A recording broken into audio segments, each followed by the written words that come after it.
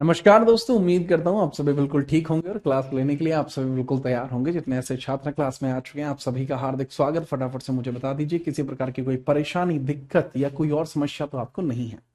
यदि आपको किसी प्रकार की कोई परेशानी या समस्या है तो आप वो पहले ही बता दीजिए, जिससे कि आपकी परेशानी अथवा समस्या को दूर करके मैं इस सब्जेक्ट को आगे बढ़ाऊं। बहुत बेहतरीन सब्जेक्टों में से एक है एंशियंट हिस्ट्री। जिस बच्चे को कल कह रहा था कि सर स्वाद ही आ गई पढ़ने में, तो आज और ज्यादा स्वाद आएंगे। बड़ा अच्छा लगा आप सबको यहाँ देखकर। ठीक है, तो नमस्ते भाई, नमस्ते। यार बहुत सारे जो बच्चे हैं क्लास में आ चुके हैं, आप सभी को देखकर यहाँ बड़ा अच्छा लगता है। अपूर्वा, अवंतिका मिश्रा, हिना, अर्पित शुक्ला, रिक्की, रॉकी, अक्षिता, आवेश, अवधेश, तोशान, निभा। नहीं पढ़ पा रहे हैं हम नाम, क्योंकि आपने स्पीड का कर दिया है इतना तगड़ा काम। ठीक है, चलिए एक ऐसा बैच है जिसमें मैं complete theory, MCQs, conceptuals and doubt sessions, इन सभी पर चर्चा करता हूं। परंतु शुरुआती तौर पर जो हमारे चर्चा का विषय है, शुरुआती तौर पर जो हमारी चर्चा का विषय है वो सीधा कंप्लीट थ्योरी को करना है। ठीक है, जहां कल छोड़े थे वहीं से आगे बढ़ेंगे। आगे बढ़ते हैं। यहां हम हिस्ट्री को स्टार्ट कर चुके थे और यहां पर जो पॉइंट हमारा चल रहा था वो दरअसल यहां पर था, इंडस वैली सिविलाइजेशन के बारे में। ये वाला पॉइंट मैंने क्लियर कर दिया था। हालांकि मैंने आपको साइट्स के बारे में काफी कुछ चीजें बता दी थी, काफी कुछ चीजें मैंने आपको बता दी थी। अब यहाँ पे आप हेडिंग जो डालेंगे, अब जो हेडिंग आप डालेंगे यहाँ पर, इसके जस्ट बाद जो हेडिंग आप डालेंगे वो आप डालेंगे सिंधु घाटी सभ्यता के समय संस्कृति किस प्रकार से थी, इनका समाज किस प्रकार का था। ठीक है, ये शैलियां किस प्रकार की यूज करते थे, इनका समाज चलता कैसे था। और उसके बाद मैं इंपोर्टेंट साइट्स को कराऊंगा। मैंने क्या बताया, बहुत ध्यान से समझना भैया। मैं आपको पता क्या करूंगा, मैं अभी आपको पहले सिंधु घाटी सभ्यता के बारे में कुछ विशेष जानकारी दूंगा। ठीक है, उसके बाद जैसे ही वो विशेष जानकारी समाप्त हो जाएगी, फिर मैं एक एक साइट के बारे में बताऊंगा कि हड़प्पा इसलिए फेमस था, हड़प्पा में ये मिला, मोहनजोदड़ो में ये मिला, कालीबंगा में ये मिला। तो वो चीज तब मैं कराऊंगा। उससे पहले मैं यहाँ की सभ्यता कराता हूँ कि यहाँ पर लोग कैसे थे, क्यों थे, क्या करते थे, लिखते कैसे थे। ठीक है, तो उस सब चीज के बारे में पहले हम चर्चा करेंगे। तो हेडिंग डाल दीजिए सिंधु घाटी सभ्यता के बारे में। ठीक है, चलिए। तो पहले मैंने आपको सबसे पहले सिंधु घाटी सभ्यता को ही अगर मैं रिकॉल करूं, तो सिंधु घाटी सभ्यता को मैंने यहां से पढ़ाना आपको शुरू किया। भाई मैंने कहा कि भाई सिंधु घाटी सभ्यता रिकॉल करा रहा हूं। ठीक है, ये सिंधु घाटी सभ्यता आपको देखने को मिलती है। सिंधु घाटी सभ्यता, जिसको कांस्य युगीन सभ्यता, प्रथम नगरीय सभ्यता, सरस्वती सभ्यता, सुमेरियन सभ्यता, मेहुला सभ्यता कहा जाता है। अगर हम बात करें कितनी पुरानी है, एनसीईआरटी मानता है 2500 से लेकर 1750 बीसी पुरानी है। आईआईटी खड़गपुर कहता है सिंधु घाटी सभ्यता 8000 साल पुरानी है। इजिप्ट की है 7000 साल पुरानी, और मेसोपोटामिया सभ्यता जो है ये 6500 साल पुरानी है, ऐसा मानता है। ठीक है, अब हम बात करें नाम के पीछे का कारण क्या था।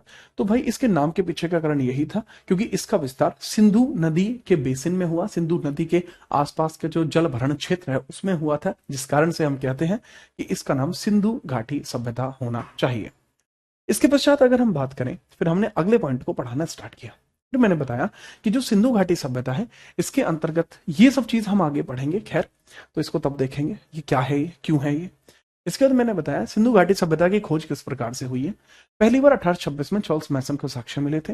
1856 में पहली बार अलेक्जेंडर कनिंगम ने प्रत्यक्ष खोज की थी, और उसके बाद जो ब्रिटिश सरकार ने जानकारी बटन बंधु ने दी थी। तो कई बार होता है कि रेल की पटरियां बिछाते हुए ये किसको मिला था, तो भैया रेल की जो पटरी बिछ रही थी तो वो बटन ब्रदर्स को ही मिला था। जो पाकिस्तान वाला क्षेत्र है वर्तमान में, सिंध वाला क्षेत्र, तो सिंध में रेल की पटरियां बिछा रहे थे। तो रेल की पटरियां वालों की अगर हम बात करें तो बटन ब्रदर्स थे जो रेल की पटरियां बिछा रहे थे। इनको यहां पर यह जानकारी मिली थी। ठीक है, इसके बाद मैंने बताया कि 1860 और 61 के मध्य भारतीय पुरातत्व विभाग की नींव रखी गई। Archaeological survey of India Kolkata में हेडक्वार्टर है। इसके प्रथम अध्यक्ष अलेक्जेंडर कनिंगम है, जिस वजह से उनको भारतीय पुरातत्व का जनक मानते हैं। बहुत बेहतरीन। फिर मैंने बताया लेकिन भैया 1920 और 21 के मध्य सिंधु घाटी सभ्यता के लिए सफल प्रयास हुए, यानी हमें पता लगा कि सिंधु घाटी सभ्यता भी कोई चीज है। ठीक है, और वो हमें पता लगता है 1920 से 21 में, क्योंकि इसी समय आर्कियोलॉजिकल सर्वे ऑफ इंडिया के अध्यक्ष जॉन मार्शल के द्वारा यह आदेश दिया गया कि सिंधु घाटी सभ्यता के जितने भी हमें स्रोत मिले हैं उन सब में खुदाई करो। ठीक है, परफेक्ट। ये सब चीज क्लियर होती है। उसके बाद मैंने आपको बताया तो भाई इसका विस्तार किस प्रकार से था। तो फिर मैंने आपको विस्तार को बताना शुरू किया कि भाई इसका विस्तार कैसे था। इसको आप ट्राइंगुलर शेप में देख सकते हैं, त्रिभुजाकार देख सकते हैं। कुछ बुक इसको डायमंड शेप भी बताती हैं कि ये डायमंड शेप है। इसमें सुस्कांगडोट देखने को मिलता है वेस्टर्न, ईस्टर्न साइड में आपको देखने को मिलता है हमारा आलमगीरपुर देखने को मिलता है, सदन में देखने को मिलता है दैमाबाद, गोदावरी की सहायक नदी, प्रवरा नदी, यहां पर दैमाबाद महाराष्ट्र में है। बेहतरीन। दैमाबाद कहां पे बाबू? महाराष्ट्र में है। ये सब चीज हम कर चुके थे। अब हम बात करते हैं जैसे सिंधु घाटी सभ्यता इतना पुराना है, ठीक है सर, बार्टन ब्रदर दो भाई थे कि? हाँ जी, दो भाई दोनों तबाही, ठीक है, ध्यान दे लो ध्यान, ठीक है, ये समझो। इसके बाद हम बात करते हैं सिंधु घाटी सभ्यता के समय, ठीक है, जो भी आपको इंपॉर्टेंट चीजें देखने को मिली अब हम उसके बारे में व्याख्यीकरण करेंगे, ठीक है, उसके बारे में व्याख्यीकरण करेंगे। तो सिंधु घाटी सभ्यता के समय में आप चाहें तो इसे अन्य जानकारी में लिख लें, ठीक है, या इसके समय में लिख लीजिए कि इसके बारे में अन्य जानकारी कैसे। नामकरण किसने किया? बहुत बढ़िया, जॉन मार्शल ने इसका नामकरण किया है। अनुज यादव, जॉन मार्शल ने नामकरण किया है। तो इसके बारे में आप लिखेंगे, ठीक है। चलो, यहाँ के समाज की जानकारी, सिंधु घाटी इसके समय सामाजिक शैलियों की जानकारी है, या इसके बारे में अन्य जानकारी लिख लीजिए। सिंधु घाटी सभ्यता के संबंध में अन्य जानकारी, सवाल आते हैं बाबू इससे, तो याद रखना। सिंधु घाटी सभ्यता के समय अन्य जानकारी, अन्य जानकारी, ठीक है। तो सिंधु घाटी सभ्यता के समय जो अन्य जानकारी है उसको हम फटाफट लेवल पे देखते हैं। अन्य जानकारी, अदर इंफॉर्मेशन, अदर इंफॉर्मेशन को देखते हैं। अदर इंफॉर्मेशन,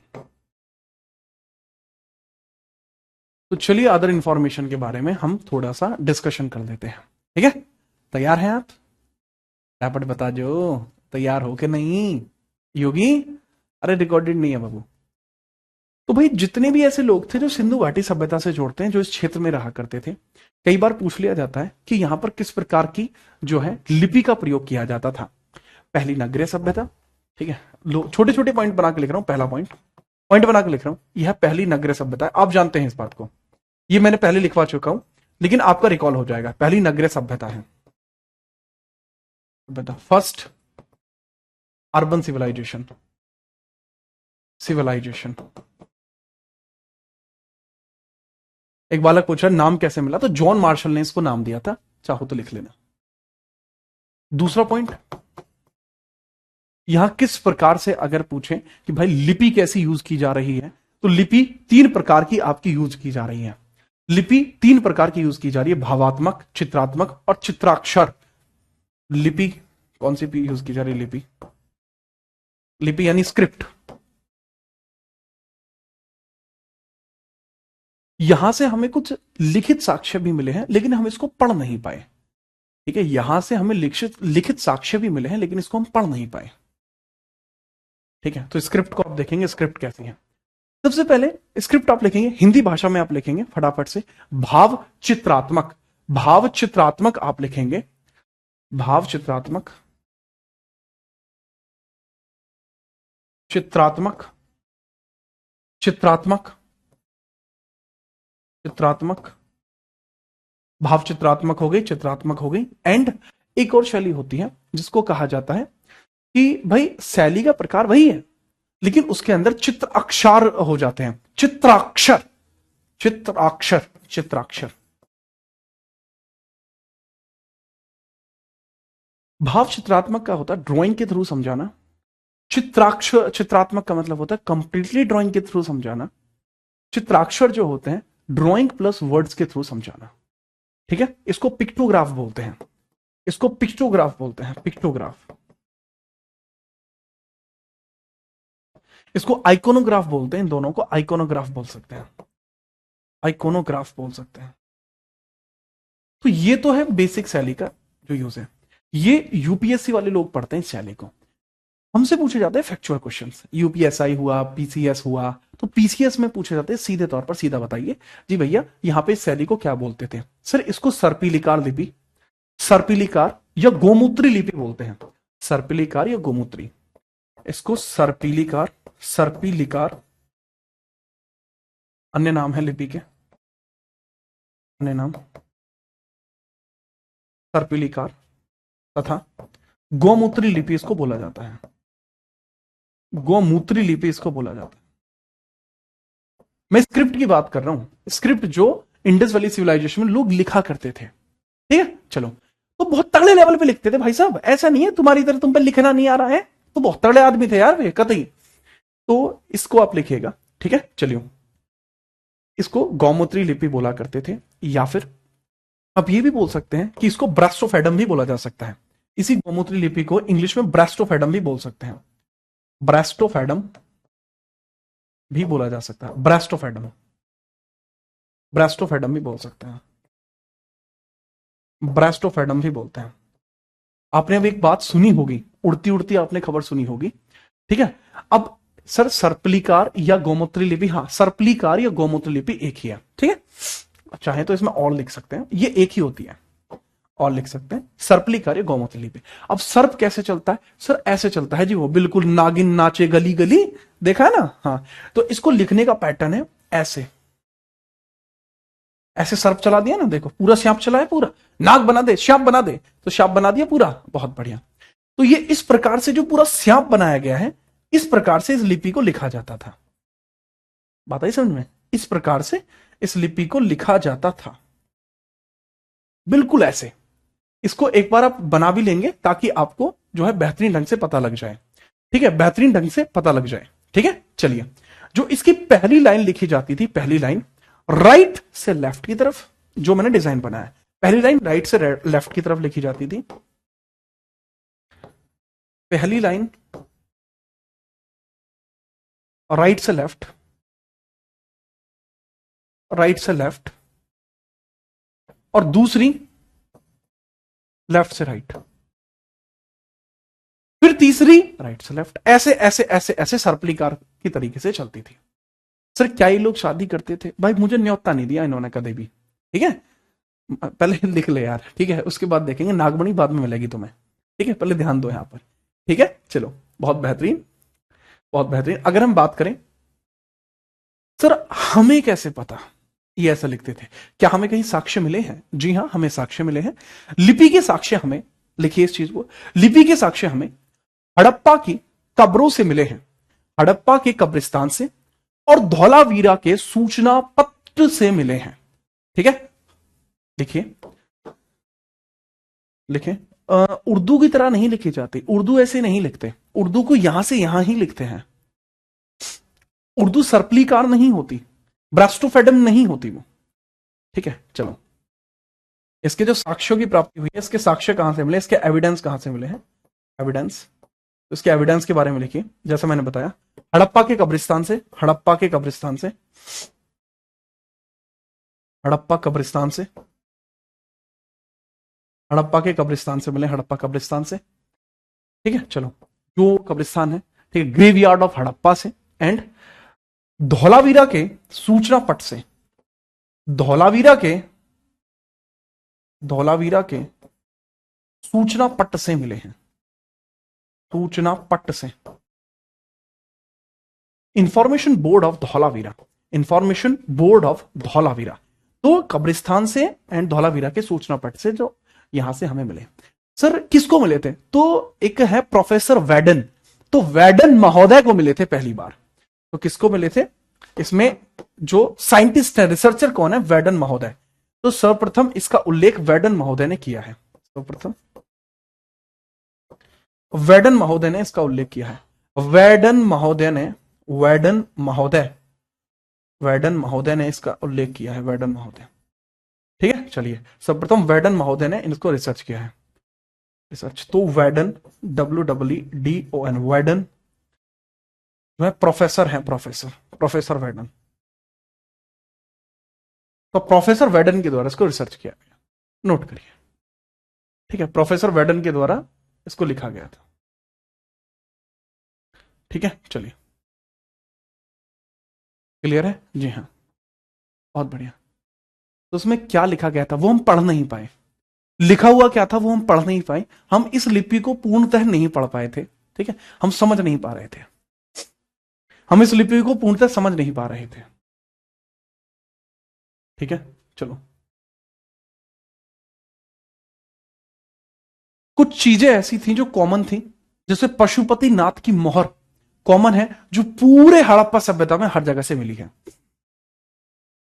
इनका खोज, अरे वेडन महोदय लिख तो दिया भैया, वेडन महोदय ने।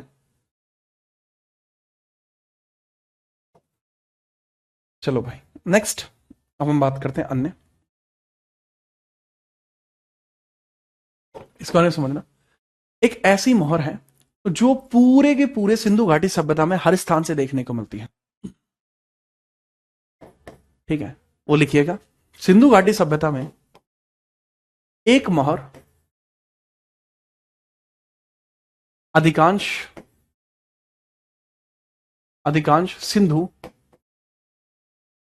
सिंधु घाटी क्षेत्रों से देखने को मिली, क्षेत्रों में मिली, ठीक है। तो एक सील है, असील, मोहर यानी seal, a seal, most famous in Indus valley civilization. Pashupatinath की मोहर, पशुपतिनाथ की मोहर सबसे ज्यादा थी। पशुपतिनाथ की मोहर, पशुपतिनाथ की मोहर, पशुपतिनाथ की मोहर, पशुपतिनाथ, ठीक है। तो इसको पशुपतिनाथ की मोहर बोलेंगे, पशुपतिनाथ की मोहर है। तो इसमें मिडल में पशुपतिनाथ बने होते हैं। मिडल में कौन है? पशुपतिनाथ बने होते हैं। राइट साइड आपको गैंडा और भैंसा देखने को मिलते हैं, राइट साइड गैंडा और भैंसा देखने को मिलते हैं। हाथी और बाघ लेफ्ट में, हाथी बाघ, यहां लिख देता हूं, हाथी और बाघ कुछ इस प्रकार से है ये, हाथी और बाघ लेफ्ट साइड है। राइट साइड आपको जो देखने को मिलते हैं, जो राइट साइड आपको देखने को मिलता है, गैंडा भैंसा, गैंडा भैंसा, गैंडा भैंसा, हिरण देखने को मिलेगा, हिरण देखने को मिलेगा, और बीच में भगवान शिव है। ऐसा कंसीडर किया जाता है जो पशुपतिनाथ है वो भगवान शिव का ही एक स्वरूप है। पशुपतिनाथ की जय हो। तो यहां पर भगवान है पशुपति भगवान, पशुपति भगवान, ऐसा मानते यही भगवान शिव है, ना आदि ना अंत है उसका, ठीक है, याद रखिए। तो यहां पर लेफ्ट साइड में हाथी बाघ गैंडा भैंसा हिरण। आप चाहें तो मैं इसकी इमेज आपको दिखा सकता हूं, अगर इमेज कहीं पे ऐड हुई होगी तो यार मैं जरूर दिखा दूंगा। ऐड हुई है क्या? हाँ है, ठीक है, बहुत बढ़िया। मैं जूम करके इस इमेज को दिखाने की कोशिश करता हूं। ये है भाई पशुपतिनाथ की सील। अगर तुम्हें थोड़ा मोटा भी दिखता होगा, माड़ा मोटा, तो यहां पे आपको दिख रहा होगा, ठीक है। चलिए, तो ये तो पशुपतिनाथ है, ठीक है, आपको दिख रहे हैं पशुपतिनाथ, है ना, पशुपतिनाथ आपको दिख रहे होंगे। ये बाबू पशुपतिनाथ है भगवान हमारे। अरे यार, ये रहा इमेज, पशुपतिनाथ है ये, ठीक है। चलिए, ये इनका मुकुट है बेसिकली, ठीक है, ये इनका मुकुट है बेसिकली, ये भगवान जी है, ठीक है, याद रख। ये है बाबू गैंडा, आपको दिख रहा है गैंडा, ठीक है, कैमरे में दिख रहा है क्या?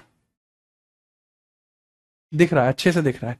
ये गैंडा है बाबू, ये गैंडा हो जाएगा, ठीक है, जो स्पष्ट दिख रहा है। इसके नीचे भैंसा हो जाएगा, भैंसा, ये रहा देखो सींग ये रहे भैंसे के, ठीक है, ये भैंसा हो गया।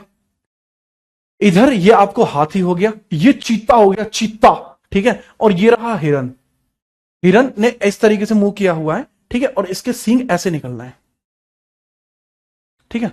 ऊपर क्या चीज है? ये ही तो भावात्मक लिपि होती है, ये ही तो लिपि होती है, ये लिपि होती है बाबू, ये स्क्रिप्ट है। इसको हम पढ़ नहीं पाए कि लिखा हुआ क्या है, ठीक है, याद रखिए, बहुत बढ़िया। अब बहुत सारे लोग कहते हैं कि सर इनको भगवान शिव का नाम क्यों दिया जाता है? हाँ, ये टूटी हुई है, इसका पूरा चित्रण कहीं पर भी नहीं है। अब लोग कहते हैं कि सर इनको भगवान शिव को क्यों कहा जाता है? क्योंकि यहां शिवलिंग की पूजा के अवशेष मिलते हैं, जिस कारण से इनको शिव जी मानते हैं, ठीक है। ये ध्यान में है। एक कह रहा है कि सर ये बैठे क्यों है? रुक जा, अभी हाथ छोड़ूंगा जब पता लगेगी तुम्हें। लिखते नहीं हो, एक तो ही कर रहा है? इसको लिख लेना। अच्छा, यहां पर जितने भी बर्तन मिले हैं, जितनी भी ऐसे बर्तन हैं जो यहां से मिले हैं, वो ज्यादातर गुलाबी या लाल रंग के हैं, ठीक है, गुलाबी या लाल रंग के बर्तन आपको देखने को मिले हैं मेजरली यहां से जितने भी बर्तन मिले हैं, ठीक है। तो यहां से प्राप्त बर्तन से प्राप्त बर्तन गुलाबी या लाल रंग के हैं, गुलाबी या लाल रंग के हैं, लाल रंग के हैं, गुलाबी या लाल रंग के थे। तो जितने भी मेजरली बर्तन यहां पे प्राप्त हुए तो वो सब के सब लाल रंग के माने गए हैं, माने गए हैं। मृतभांड आप इनको कहेंगे, ठीक है, मृतभांड आप इनको कहेंगे, मृतभांड यानी बर्तन, क्योंकि मिट्टी के बने हैं, क्ले के बने हैं। ये किसके बने? क्ले, क्ले से बने हैं, क्ले के बने हुए हैं, क्ले के बने हैं, ठीक है, याद रखिएगा।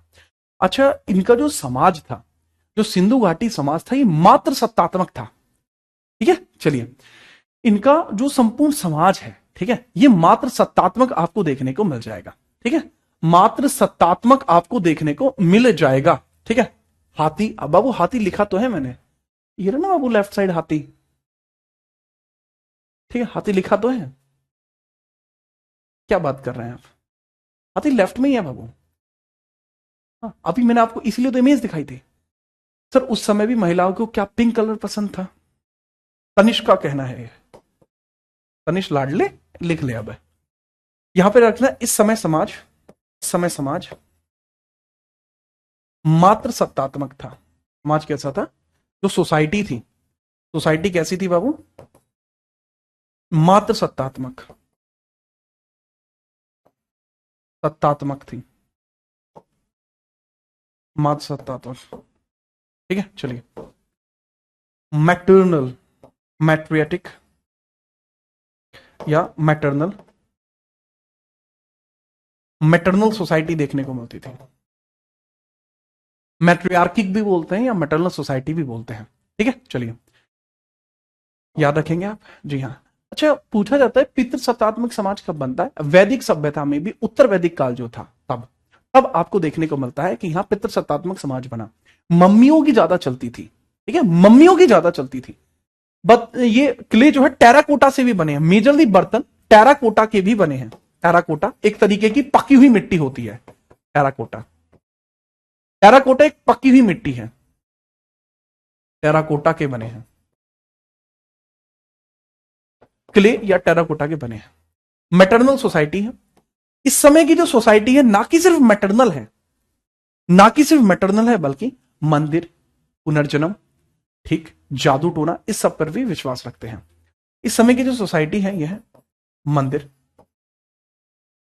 जादू टोना, जादू टोना, मंदिर, जादू टोना या पुनर्जन्म जैसी चीजों में भरोसा रखते थे, पुनर्जन्म जैसी चीजों में भरोसा रखते थे, ठीक है, पुनर्जन्म में भरोसा था। इनको भरोसा है कि लोग मरेंगे तो दोबारा से आ जाएंगे, ठीक है। चलिए, पॉलिटी मैं ही पढ़ाऊंगा बाबू, मैं ही पॉलिटी पढ़ाता हूं, इसको ध्यान दो पहले। मंदिर यानी टेम्पल्स, ठीक है, जादू टोना, मैजिक, मैजिक मानते थे कि मैजिक होता है, और इनकारनेशन, इनकारनेशन तो री इनकारनेशन भी देखने को मिलता है। ये सब चीज मानते थे, इन चीजों में वो माना करते थे। मंदिर, मंदिर के कोई स्पष्ट प्रमाण नहीं है, परंतु मूर्तियों के प्रमाण मिले हैं, ठीक है, याद रखना। मंदिर के स्पष्ट प्रमाण नहीं है, परंतु मूर्तियों के प्रमाण मिले हैं। यहां लिखना चाहूंगा मैं इस चीज को, मंदिर के स्पष्ट प्रमाण नहीं है, प्रमाण नहीं है, नहीं है, परंतु मूर्तियों के प्रमाण है, परंतु मूर्तियां प्राप्त हुई हैं, मूर्तियां हैं। तो हो सकता है घर पे पूजा करते होंगे, घर पे पूजा करते होंगे, ठीक है। चलिए, पुनर्जन्म होता था, मुझे कैसे पता, ठीक है, तुम्हें कैसे पता, या बाकी लोग क्यों मान लेंगे पुनर्जन्म होता था? कोई लॉजिक तो होना चाहिए इस बात के पीछे, ठीक है। पुनर्जन्म, हमें ऐसा क्यों लगता है कि पुनर्जन्म होता था? क्यों? क्योंकि जब मृतकों को दफनाते थे तो उनके साथ बर्तन, दैनिक जीवन की चीज भी दफनाते थे। क्यों दफनाते थे? ताकि जब इनका पुनर्जन्म हो तो वो वस्तु उनको प्राप्त हो जाए। देखिएगा, क्यों ऐसा लगता था? क्योंकि मृतकों के साथ मृतकों के साथ दैनिक जीवन की वस्तु, दैनिक जीवन की वस्तु दफनाते थे। इसके साक्ष्य हमें मिले हैं। आप खुद सोच के देखो, है ना बाबू। इसको लिखेंगे, इसको लिख देंगे, basic things buried with humans. जो बेसिक चीजें होती है वो मनुष्य के साथ दफनाई है। सर कुत्ते भी दफनाते थे, हाँ इसीलिए तो दफनाते थे कि ये इसका पालतू कुत्ता है, इसको साथ में दफना दो। ठीक है, चलिए। अब एक बच्चा पूछ रहा है सर मात्र सत्तात्मक था, आपको कैसे पता? दरअसल यहां पर जो मूर्ति मिली है वो उर्वरकता देवी की मूर्ति मिली है, इस वजह से हम मात्र सत्तात्मक ज्यादा मानते हैं। ये इसके पीछे का लॉजिक है। ठीक है, याद रखना। अब इसमें है स्वास्तिक का चिन्ह मिला है हमें, स्वास्तिक का चिन्ह मिला है। ठीक है, जादू टोना होता था हमें कैसे पता? क्योंकि यहां स्वास्तिक का चिन्ह मिला। स्वास्तिक का चिन्ह ऐसे बनाया जाता है। ठीक है, अगर हम बात करें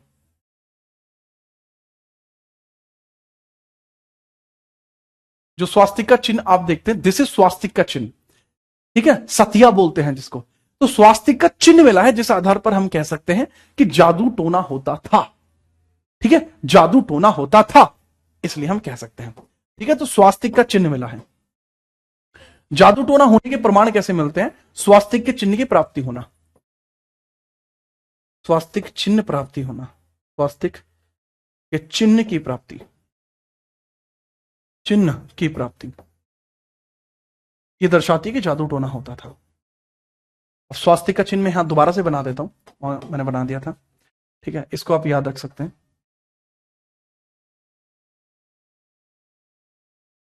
ये स्वास्तिक का चिन्ह है।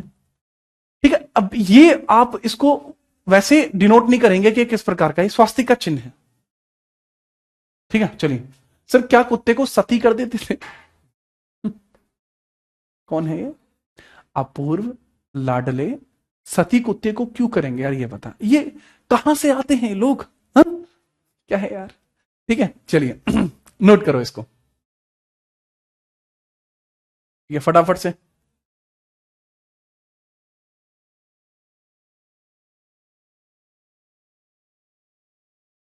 अब हम बात करते हैं कितने प्रकार की जनजातियां पाई जाती थी।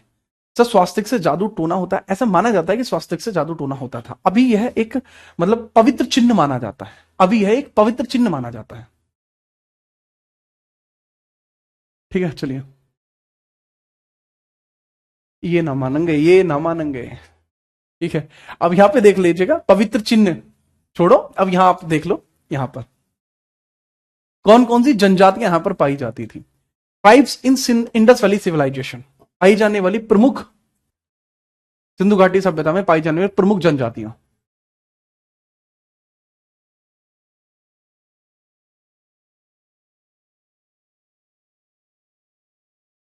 ठीक है, सबसे पहले जो प्रमुख प्रमुख जनजातियां हैं इनमें आप लिखेंगे प्रोटे स्टेओलाइड्स, प्रोटो ऑस्ट्रोलाइड्स, प्रोटो ऑस्ट्रोलॉइड्स, लाइड ऑस्ट्रोलाइड, प्रोटो ऑस्ट्रोलाइड है, प्रोटो ऑस्ट्रोलाइड वो जिनका ओरिजिन ऑस्ट्रेलिया से हुआ था, वो जिनका ओरिजिन ऑस्ट्रेलिया वाला जो महाद्वीप है उनसे हुआ। मेडिटेरेनियन, हमें मेडिटेरेनियन पर ही ध्यान देना है सारा। मेडिटेरेनियन, मेडिटेरेनियन, टेरेनियन, मेडिटेरेनियन। जो मेडिटेरेनियन लोग हैं इनका विस्तार सर्वाधिक था, इनका विस्तार सर्वाधिक आपको देखने को मिल जाएगा। ठीक है, इनको भूमध्य सागरीय भी बोलते हैं, इनका दूसरा नाम है भूमध्य सागरीय भी बोलते हैं, भूमध्य सागरीय भी बोलते हैं। ठीक है, भूमध्य सागरीय, यही है भूमध्य सागरीय। ठीक है, सर्वाधिक विस्तार इन्हीं का था, सर्वाधिक विस्तार इन्हीं का था, विस्तार इन्हीं का था, मैक्सिमम एक्सपेंशन इन्हीं का था। मेडिटेरेनियन या भूमध्य सागरीय इन्हीं का विस्तार सबसे ज्यादा था। कहा जाता है कि यही इस सभ्यता के निर्माता हैं, यही इस सभ्यता के निर्माता हैं। ठीक है, बहुत बढ़िया, यही सभ्यता के निर्माता हैं। यही क्या है बाबू? ये सभ्यता निर्माता है। इन्होंने सिविलाइजेशन को आगे बढ़ाया। बाकी एल्पाइन वो थे जो मतलब आपको देखने को मिलते हैं वो ऐसे वाले, ठीक है दैट वाज एल्पाइन। मंगोलियन भी उसी प्रकार के थे। एल्पाइन में और मंगोलियन में फर्क था। एल्पाइन जितने भी थे वो बर्फीले क्षेत्र में रहते हैं, एंड जो मंगोलॉइड्स हैं या मंगोलियन हैं ये वो थे जो तिब्बती क्षेत्र में रहते हैं, हुआंग नदी के पास। हुआंग नदी के पास वाले सब लोग मंगोलॉइड कहलाए, और एल्पाइन वो कहलाए जो आपके माउंटेनिक एरिया में थे, ठीक है। Alpine alpine and Mongolian. Mongolian हमें ये पढ़ने नहीं होते, हमें सिर्फ मेडिटेरेनियन पढ़ना है, तो हम इस पे ध्यान देंगे खाली, ठीक है। याद रखो सर, पहला वाला तो रो रहा है हाँ, मजा ही आ गया, मतलब क्या ही बताऊं सर। यार ये तो ताऊ ताई के हैं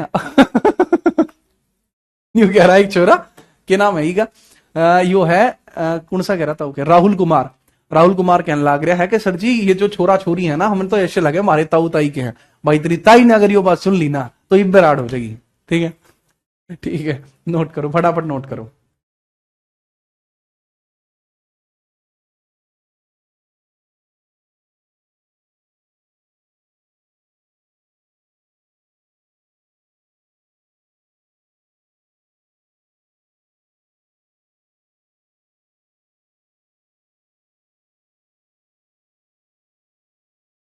ठीक है, चलिए। हाँ, तो टेराकोटा, अरे टेराकोटा यार वो प्रकार होता है सर। मात्र सत्तात्मक देवी का नाम क्या था, लिख लो यार। मात्र सत्तात्मक है उर्वरकता दे की देवी, मात्र सत्तात्मक है उर्वरकता की देवी मानी जाती थी। सबसे ज्यादा जो मिट्टी की मूर्तियां मिली हैं वो मात्र देवी की मिली हैं। लोग इन्हीं की पूजा करते थे। मात्र सत्तात्मक क्यों मिलते हैं, क्योंकि सर्वाधिक सर्वाधिक ठीक है उर्वरकता देवी की मूर्ति मिली है। उर्वरकता देवी की मूर्ति मिली है, मूर्ति मिली है, मिली है। उर्वरकता देवी की मूर्ति मिली है, इस वजह से माना जाता है। अच्छा, उर्वरकता देवी की मूर्ति मैं एक बार ढूंढता हूं, अगर किसी स्लाइड में पड़ी होगी तो मैं दिखा दूंगा। उर्वरकता देवी की मूर्ति,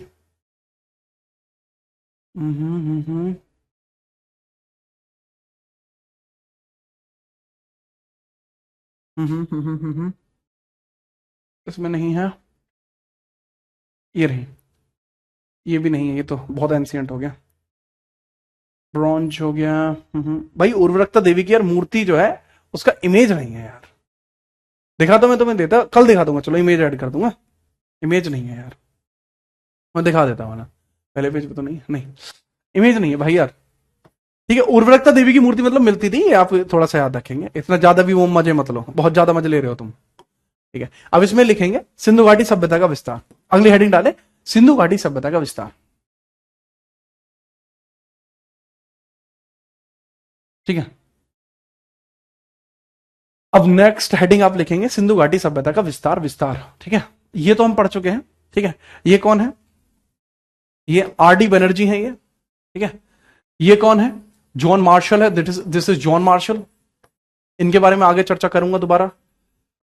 ये आपके राखलदास बनर्जी हैं, दयाराम साहनी है ये। ठीक है, तो काफी फेमस लोग हैं यार ये लोग।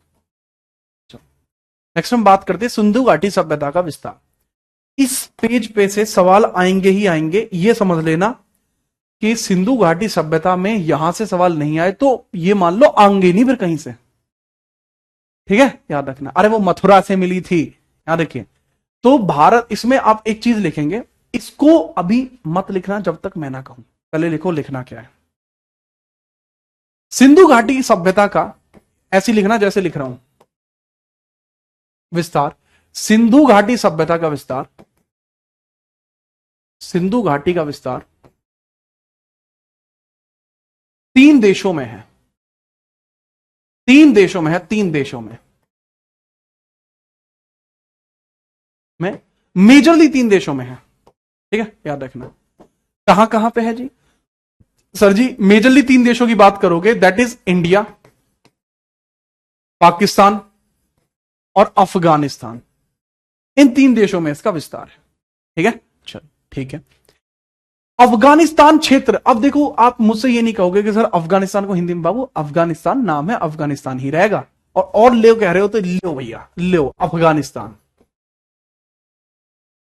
अफगानिस्तान में केवल दो ही क्षेत्र देखने को मिलते हैं, एक है मुंडीगक और दूसरा है शॉर्तगोई। एक है मुंडीगक और दूसरा है शॉर्तगोई, लिख लीजिए। मुंडीगक, मुंडीगक है एक, और एक है आपका शॉर्तगोई। ठीक है, लिखने हैं ये, लिखो ही ना। दूसरा बलूचिस्तान, मेहरगढ़, राना धुड़ाई, सुत कांगडोर, सुत कोकड़ा, सुत कागो, बालाघाट और क्वेटा घाट, कुल्ली और दबरकोट। दबरकोट लिखिए इसको। तो पेज थोड़ा सा जूम कर दो। लो भाई, और बताओ। ठीक है, याद रखिएगा। सिंध और पाकिस्तान में अलीमुराद, मोहन जोद। अच्छा, इसमें ऐसा है कि आप ना सारे तो नहीं लिख सकते, मुझे भी पता है ना, सारे याद रख सकते, लेकिन मेहरगढ़ तो आपको याद रखना पड़ेगा बाबू। अच्छा, ये दो ही है तो ये दोनों याद रख लेना। ठीक है, अफगानिस्तान में दो ही साइट है, बलूचिस्तान और सिंध, ये दोनों के दोनों पाकिस्तान में है। ठीक है, और ये शुरुआत तीनों क्षेत्र हैं पाकिस्तान की, हमने बात की है पाकिस्तान में। तो मेहरगढ़ हुआ, जैसे मेहरगढ़ तो याद रखना पड़ेगा आपको, मेहरगढ़। ठीक है, मेहरगढ़ याद हो गया, गढ़ हो गया। सुत कांगडोर आपको याद रखना पड़ेगा, सुत कागो आपको याद रखना पड़ेगा, बालाघाट है, कुइते घाटी है। ठीक है, क्वेटा घाटी आपको देखने को मिलेगा, कुल्ला है, कुल्ली है और दबरकोट है। एक दो बार करोगे तो आपको हल्का सा समझ में आ जाएगा, है ना। चलो, लिखना चाहे चलो मैं हिंदी में लिखवा देता हूं, जो जो मेन मेन है वो। ठीक है, जैसे सुत कांगडोर, सुत कांगडोर।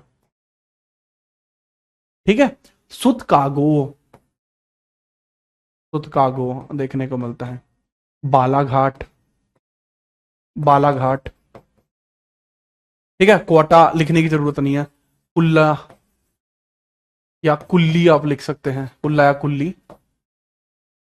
ठीक है, और दबरकोट, दबरकोट ये भी लिख सकते हैं।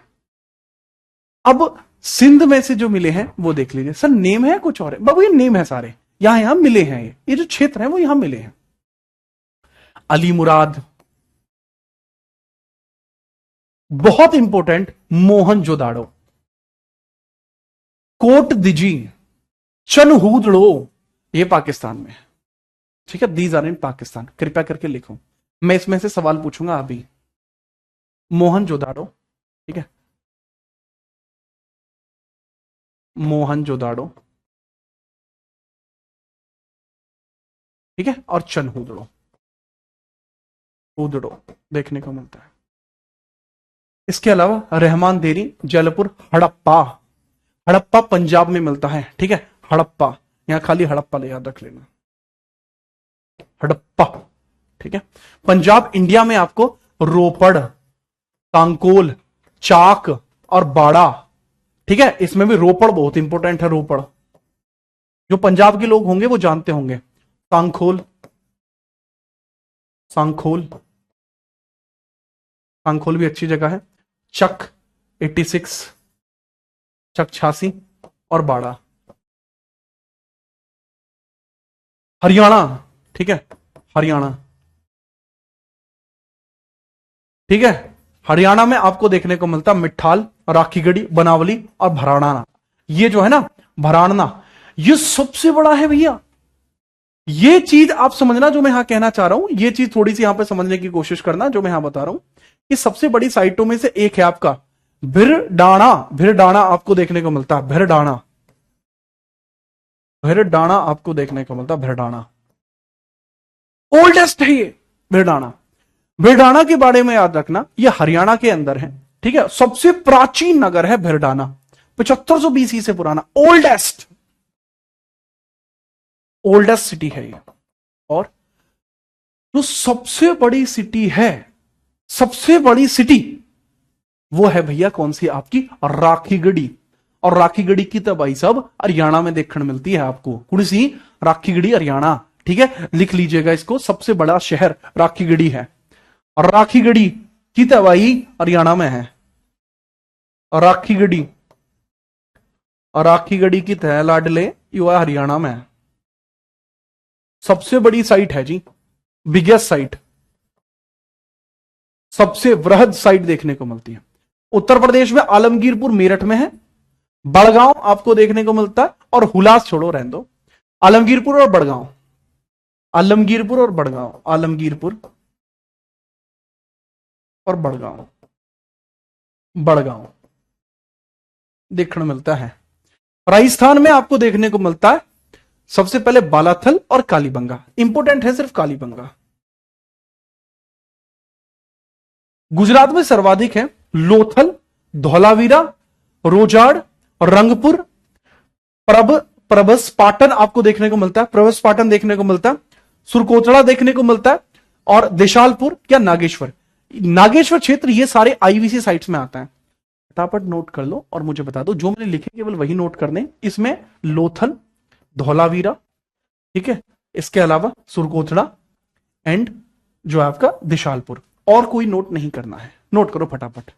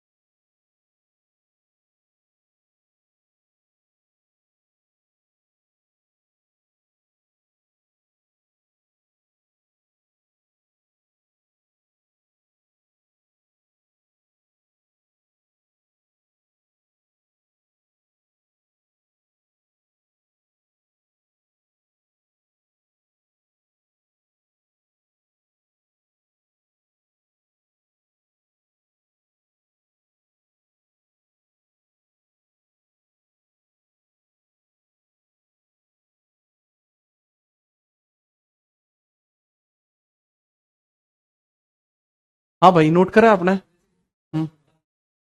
हाँ हाँ, बोलिए सर। ठीक है,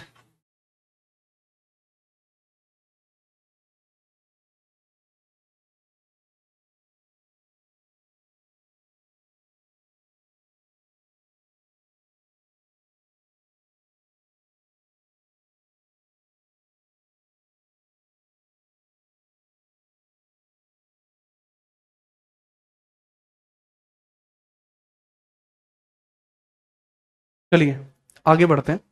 आपने नोट कर लिया, ठीक है। अरे चाय वाय पी, क्या क्या ही मतलब है। आगे बढ़ो भैया, आगे आप ध्यान देंगे। इसमें अब इसके प्रमुख साइट्स के बारे में पढ़ते हैं। कौन कौन सी ऐसी साइट है जो हम मुख्यतः आपको देखने को मिलती है। तो हेडिंग डाल लीजिए इसकी मुख्य साइट्स, और इसमें एक एक करके, अगर आपने टेबल बनाई है तो अच्छी बात है, ठीक है, और नहीं बनाई है तो चलिए फिर मैं इसके बारे में एक्सप्लेन करना शुरू करता हूं, इन साइट्स के बारे में एक्सप्लेन करना शुरू करता हूं। मैं सबसे पहले हड़प्पा के बारे में ही बात करूंगा, ठीक है, मैं सबसे पहले हड़प्पा के बारे में ही बात करूंगा, रेडी रहिए।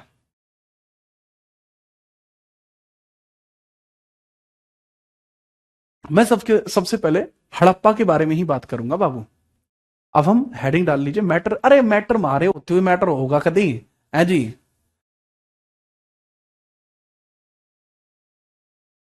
क्या आप तैयार हैं? ठीक है, चलिए हेडिंग डालते हैं, हेडिंग डालते हैं भाई। Indus valley civilization. अच्छा, एक ना इसमें ना मैं आपको ये वाली स्लाइड तो दूंगा ही दूंगा, ठीक है, और इसके अलावा आप ना इस तरीके की भी कुछ स्लाइड मैंने आपके लिए क्रिएट कर दी है। This is static data, this is static data, ये स्टैटिक डेटा। अब ये मत कहना कि सर यूपीएसआई के बैच में सर इंग्लिश में, या सर सीजीएल के बैच में इंग्लिश में, सर बिहार की बैच में इंग्लिश में। तो बहुत ध्यान से समझना, ठीक है। यहाँ पे बहुत ध्यान से समझना बाबू कि इंग्लिश है हिंदी को नहीं है। देखो मोहन जोदड़ो है, ये मोहन जोदड़ो है, ये चनहुदड़ो है। ये बाबू आपको देखने को मिलता है सिंध नदी के किनारे, ये सिंध नदी के किनारे है। हड़प्पा है, नोट मत करना इसको, सिर्फ बता रहा हूं, ये रावी नदी के किनारे, नोट करने वाला अगले पेज पे लिखूंगा। रोपड़ है, ये सतलज नदी के किनारे है रोपड़। कुणसी के किनारे सतलुज के किनारे है। ठीक है, जो कालीबंगा है या बनावली है, कालीबंगा हुआ, बनावली हुआ, ये सवाल आते हैं डायरेक्टली। बनावली हुआ, ये कहां पे है बाबू? ये सरस्वती नदी के किनारे। सरस्वती को पहले क्या बोलते थे सर? इसको घग्गर नदी बोला गया है, घग्गर नदी बोला गया है। ठीक है सर, ये सुरकोतड़ा है, आप सुरकांगडोर है आपका, सुरकांगडोर आपको देखने को मिल जाएगा। सुरकांगडोर कहां पे है सर जी? सर ये दाशक नदी के किनारे है। ठीक है, गुजरात वाला। बालाकोट है सर, बालाकोट। बालाकोट आपका कौन सा है सर? किस नदी के किनारे? सर ये विंदार नदी के किनारे, अरब सागर में गिनती है विंदार नदी, विंदार। लोथल है सर, लोथल कौन सी है? भोगवा नदी पर है। लोथल कौन सी नदी पे है बाबू? भोगवा नदी पर है। मैं क्वेश्चन पूछूंगा इससे रिलेटेड। भोगवा। आलमगीरपुर कहां है बाबू? आलमगीरपुर कौन सी नदी पर है? हिंडन पर। आलमगीरपुर, आलमगीरपुर कौन सी नदी पे है? हिंडन पर है। ठीक है, भगत राव कहां है? भगत राव नदी कौन सी है? नर्मदा। ठीक है, दायमाबाद, दायमाबाद नदी कौन सी है वो? प्रवरा, गोदावरी की सहायक प्रवरा। ठीक है, कालीबंगा और बनावली सरस्वती, सरस्वती, सरस्वती रिवर। तो इस तरीके के सवाल आते हैं, है ना? ये चीज अब वही मैंने कहा था कि हिंदी में मैंने लिख दिया। ठीक है, तो ये चीज आपको देखने को मिलती है।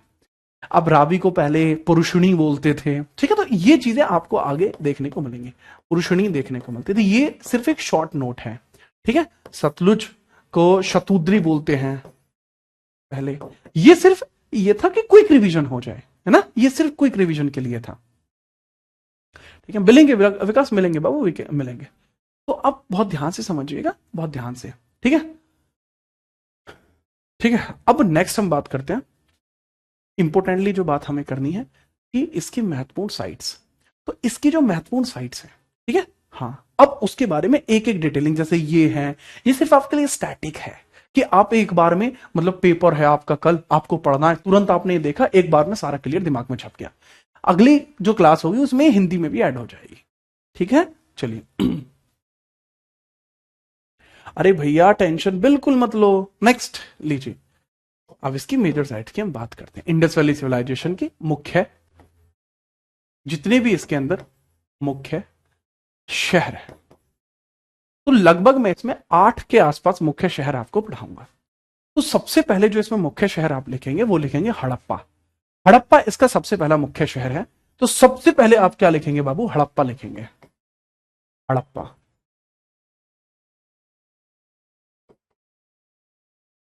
हड़प्पा इसके सबसे बड़ा और महत्वपूर्ण मुख्य शहर है हड़प्पा। हड़प्पा में आप लिख लेना कि हड़प्पा ये रावी नदी के बाएं तट पर है। बाएं का मतलब होता है left side, left side of Ravi river, Ravi के बाएं तट पर। इसके नजदीक में नदी, नदी है बाबू रावी, रावी। तो मैंने बताया कि जो हड़प्पा है यह रावी नदी के बाएं तट पर है, बाएं तट। तो इसका जो बायां तट है, जो लेफ्ट कोस्ट है इसका, वहां पर आपको ये देखने को मिलती है। बायां कैसे कंसिडर करेंगे? ये जा रही है रावी, पाकिस्तान में होती है, इधर साइड है वो। ठीक है, ये इधर साइड, ये हमेशा बाएं के लिए शो होता है। राइट हैंड साइड को आप नदी का फ्लो बना लीजिए तो दाएं बाएं पता लग जाएगा। पूछा जाता है रावी का पुराना नाम क्या था? पुरुषणी इसका पुराना नाम है, पुरुषणी इसका ओल्ड नेम है। दूसरा पूछा जाएगा कि इसके एक्सक्लेवेटर कौन है? इसके एक्सक्लेवेटर कौन है? एक्सक्लेवेटर का मतलब क्या होता है कि किसके द्वारा इसको खोजा गया? दयाराम साहनी, मुख्य खोजकर्ता, मुख्य खोजकर्ता, खोजकर्ता दयाराम साहनी, दयाराम साहनी, दयाराम साहनी, दयाराम साहनी। कब खोजा गया सर? 1920 और 21 के बीच में, 1920 और 21 के बीच में। ठीक है, दयाराम साहनी 20 और 21 के बीच में खोजे गए इनके मुख्य खोजकर्ता। इंग्लिश में लिखेंगे एक्सकेवेटर, एक्सकेवेटर। तो मेन एक्सकेवेटर आपके देखने को मिल जाएंगे दयाराम साहनी। कहां पर है? मोंटागोमरी में है, मोंटागोमरी में देखने को मिल जाएगा। ठीक है, चलिए, वर्तमान में उसको शाहीवाल बोलते हैं। लोकेशन क्या है? मोंटागोमरी, लोकेशन मोंटागोमरी है, मोंटागोमरी, मोंटागोमरी, मोंटागोमरी।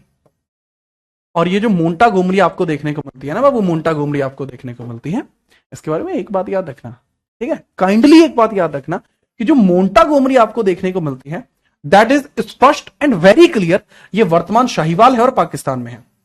वर्तमान शाहीवाल है, वर्तमान में इसका नाम शाहीवाल है, और ये कहां पर है बाबू? पाकिस्तान में है। कहां पर है बाबू? पाकिस्तान में आपको देखने को मिलता है। वर्तमान में यह आपको पाकिस्तान में देखने को मिल जाता है।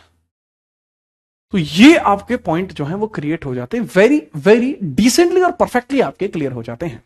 ये है 1921 की बातें। ठीक है, 20 और 21 की। ठीक है बाबू, ये कहां पड़ता है बताया मैंने, ये आपका कहां पड़ता है। ठीक है, अब इसके बारे में समझिएगा कि जो हड़प्पा शहर है, जो हड़प्पा है, कौन सा है? हड़प्पा है। इसके समय जब इसको, ठीक है, जब कह सकते हैं आपको साहिवाल डिस्ट्रिक्ट है बाबू, डिस्ट्रिक्ट है पाकिस्तान का।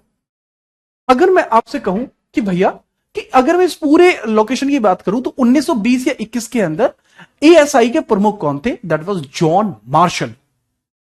ठीक है, इसके एएसआई प्रमुख इस समय,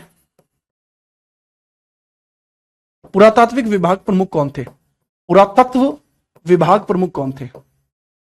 जॉन मार्शल। मुख्य कौन थे? John Marshall, John Marshall. और इन्होंने ही इंडस वैली सिविलाइजेशन नाम दिया है। जॉन मार्शल थे, जॉन मार्शल। और इन्होंने ही क्या नाम दिया है बाबू? इन्होंने ही आईवीसी नाम दिया है। इन्हीं के द्वारा क्या किया गया? आईवीसी नाम इन्होंने ही दिया, आईवीसी नाम दिया, इंडस वैली सिविलाइजेशन नाम इन्होंने ही दिया। That is perfect. आज के लिए इतना ही रहेगा। अब हड़प्पा में क्या हुआ है? ये मोदी जी की जैसे दिखने वाला आदमी कौन है? ये पशुपति नाथ के ऊपर ये जो मूर्ति आपको देखने को मिल रही है, किसकी मूर्ति है? ये किसको यहां पर मृत भांडों के साथ यहां पर निपटाया गया है? ये टेराकोटा की मूर्ति आखिरकार ऐसी क्यों है? यहां पर ये कौन है? ये बैल है, क्या है, कैसे है, क्यों है? इसके बारे में कल चर्चा होगी। ठीक है, कल हम इसको कंप्लीट कर लेंगे हड़प्पा को। अच्छा, जो बच्चे इंग्लिश वाले हैं ये लो भाई, आप इस तरीके से भी आप इसको देख सकते हैं। ठीक है, आप इस तरीके से भी इसको बेस्ट तरीके से इंग्लिश में भी देख सकते हैं। बट क्योंकि भैया मैं हिंदी क्षेत्र से बिलोंग करता हूं, मेरी स्कूलिंग संपूर्ण रूप से हिंदी में हुई है, तो जी हां, हिंदी को मैं थोड़ा सा स्पेशल जो है मानता हूं। ठीक है, मुझे बढ़िया भी लगती है। ठीक है, चलिए, तो हालांकि ऐसा नहीं है कि इंग्लिश बढ़िया नहीं है, नहीं, हाँ ठीक है, जितना मैं हिंदी में अच्छा हूं, I am as well as good in English too. So kindly hold on and take care of yourself and I will definitely meet you in the next class. ठीक है, आप टेंशन मत लीजिए, हम कल मिलते हैं अब आपसे। ठीक है, मजेदार तरीके से ध्यान से पढ़ो। ऐसा आपको हिस्ट्री पढ़नी है कि दोबारा आपको पढ़नी ही ना पड़े, आपको कभी हिस्ट्री दोबारा नहीं पढ़नी पड़ेगी, याद रखना। ठीक है, कल मिलते हैं, तब तक के लिए जय हिंद, वंदे मातरम।